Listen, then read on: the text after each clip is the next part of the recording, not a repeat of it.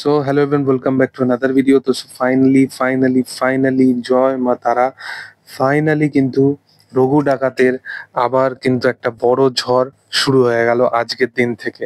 রঘু ডাকাতের প্রি টিজটা একটু আগেই জাস্ট ড্রপ করা হয়েছে এবং ব্যাঙ্গার ছিল, এটা ব্যাঙ্গার। মানে মূলত দেবের সিনেমা এলে আমরা যেরকম এক্সপেকটেশন রাখি, টিজার ট্রেলার সেইভাবে অ্যালার্ট করা হয় এবং আমরা সেই এক্সপেকটেশন ওয়াইজ কোথাও গিয়ে সেই ফুলফিলটা আমাদের করতে পারে। বাট এখানে এক্সপেকটেশন অলরেডি বিয়ন্ড লেভেলের ছিল এবং সেটাকেও ছাড়িয়ে গেছে রঘু ডাকাত।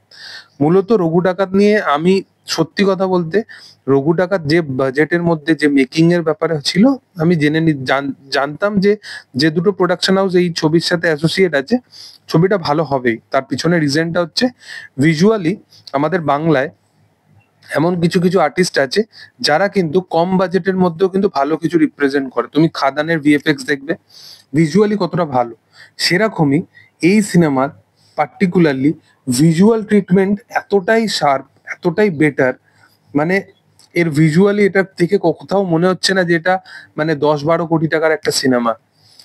এবং দেবকে এবং অন্যান্য যে সমস্ত মেকিং এ যেরকম তাদেরকে লাগছে সেটা সত্যি আলাদা। এবং বিজিএম মেকিং যেরকম জায়গায় শুট করা, সেগুলো সত্যি মানে আলাদাই কিছু। মানে সিনেমাটা এটা শুধু সিনেমা নয়, প্রত্যেকটা বাঙালির কাছে এটা একটা অভিজ্ঞতা, এটা এক্সপিরিয়েন্স হতে চলেছে। এটা আমি বারবার এই স্টেটমেন্টটা রেখেছি এবং সেটা ফাইনালি আবারও কিন্তু হতে চলেছে। এবং মূলত দুর্গাপুজোর সময় এর থেকে বড় সিনেমা কিছু হতে পারে না। এবং আজকে যে প্রি টিজটা আনা হয়েছে তার পিছনে রিজনটা এটা ছিল যে আজকে দিয়ে প্রমোশনের ডাঙ্কা কিন্তু পুরোপুরি বাজিয়ে দিয়েছে দেবের টিমের তরফ থেকে। এবং রঘু ডাকাতের থেকে বড় সিনেমা এই মুহূর্তে কিছু নেই, সেটাও কিন্তু তার টিজ দেখে বোঝা যাচ্ছে।